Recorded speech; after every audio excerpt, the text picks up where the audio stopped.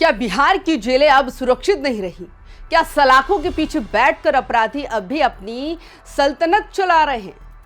शुक्रवार की भोर जब दुनिया गहरी नींद में थी, तब बिहार के जेलों में वो मंजर दिखा जिसे देखकर खूंखार अपराधियों और जेल प्रशासन दोनों के पसीने छूट गए। एक साथ एक ही वक्त पर बिहार के आधा दर्जन से ज्यादा जिलों में शुरू हुआ ऑपरेशन क्लीन। 200 से ज्यादा जवानों की फौज जेल के फाटकों को पार कर बैरकों में जा घुसी।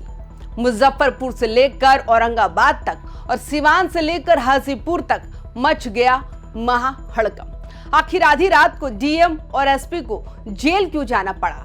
औरंगाबाद में वो क्या मिला जिसने सुरक्षा की पोल खोल दी?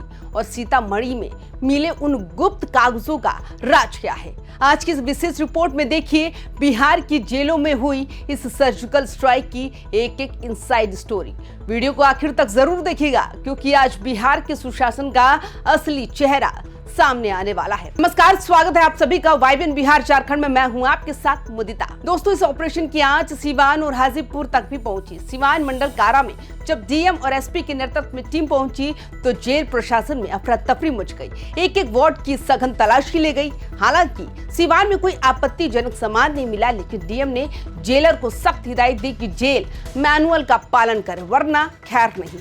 वही हाजीपुर मंडल कारा में भी शुक्रवार की सुबह सुबह हाई लेवल छापेमारी हुई। भारी पुलिस बल के साथ अधिकारियों ने बंदियों की तलाशी ली, जिससे पूरे परिसर में हड़कंप मचा रहा। अब आपके मन में ये सवाल आ रहा होगा, आखिर पुलिस ने छापेमारी के लिए आधी रात या सुबह 5 बजे का वक्त ही क्यों चुना? इसके पीछे एक बहुत बड़ी वॉर स्ट्रेटजी थी। अक्सर अपराधियों को लगता है कि वीकेंड की शुरुआत में प्रशासन सुस्त रहता है। पुलिस ने इसी सरप्राइज एलिमेंट का फायदा उठाया। जब कैदी गहरी नींद में थे और उन्हें संभलने या अपना आपत्तिजनक सामान छिपाने का मौका तक नहीं मिला, तभी जवानों ने बैरकों में धावा बोल दिया। मुजफ्फरपुर और भागलपुर जैसी जेलों में जवानों को निर्देश था कि वे मोबाइल की लाइट और मेटल डिटेक्टर के साथ एक एक ईंट को खंगालें। पुलिस की इस टाइमिंग ने जेल के अंदर चल रही स्मगलिंग नेटवर्क को पूरी तरह से चौंका दिया। लेकिन दोस्तों, सबसे हैरान करने वाली खबर आई औरंगाबाद से।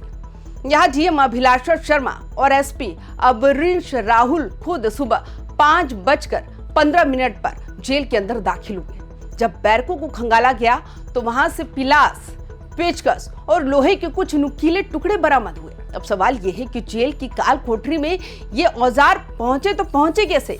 क्या कोई बड़ी साजिश रची जा रही थी? क्या कोई जेल ब्रेक करने की तैयारी में था? प्रशासन ने तुरंत इन सामानों को जब्त कर जांच के आदेश दे दिए और सुरक्षा पर बड़े सवाल खड़े कर दिए। औरंगाबाद मंडल कारा में जो मिला वो सिर्फ सामान नहीं बल्कि जेल प्रशासन के मुंह पर एक करारा तमाचा है। पिलास और पेचकस का जेल की बैरक में होना कोई मामूली बात नहीं है। क्या कोई अपराधी जेल की दीवार काटने की फिराक में था या फिर मोबाइल और अन्य इलेक्ट्रॉनिक डिवाइस को रिपेयर करने के लिए ये औजार मंगाए गए थे?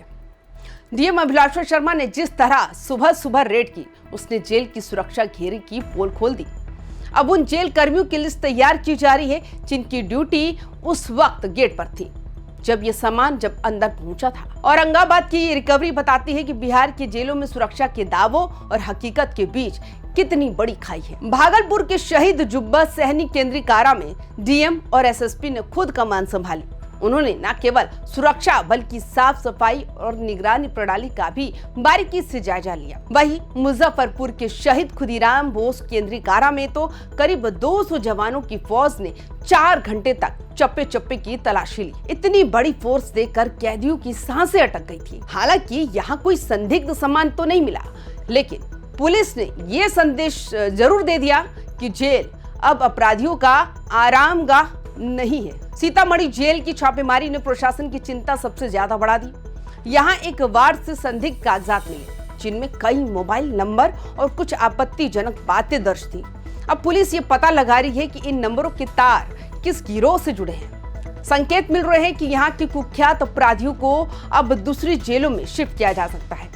वहीं बेतिया में तो आधी रात को ही रेड मार दी गई। जब पूरी जेल सो रही थी तब सायरन की आवाज ने सबकी नींद उड़ा दी। प्रशासन अब किसी भी कीमत पर जेल के अंदर चल रहे नेटवर्क को ध्वस्त करने के मूड में है। सीतामढ़ी जेल से बरामद उन संदिग्ध कागजातों ने खुफिया एजेंसियों के भी कान खड़े कर दिए। इन कागजों पर जो मोबाइल नंबर लिखे हैं, पुलिस अब उनकी सीडीआर यानी कॉल डिटेल खंगाल रही है। सूत्रों का कहना है कि इन नंबरों के तार बिहार के बाहर बैठे बड़े गैंगस्टरों से भी जुड़े हो सकते हैं। क्या जेल के अंदर बैठकर रंगदारी मांगने का रैकेट चलाया जा रहा था? इन कागजों में दर्ज कोड वर्ड को डिकोड किया जा रहा है। यही वजह है कि सीतामढ़ी के कुख्यात अपराधियों को अब हाई सिक्योरिटी वाले केंद्रीय कारागारों में शिफ्ट करने की तैयारी है। ये कागज किसी बड़ी वारदात की स्क्रिप्ट भी हो सकते हैं, जिसे पुलिस ने समय रहते ही पकड़ लिया। इन सभी जिलों में एक साथ हुई इस कार्रवाई से ये साफ है कि सम्राट चौधरी सरकार जेल की सुरक्षा को लेकर अब कोई रिस्क नहीं लेना चाहती।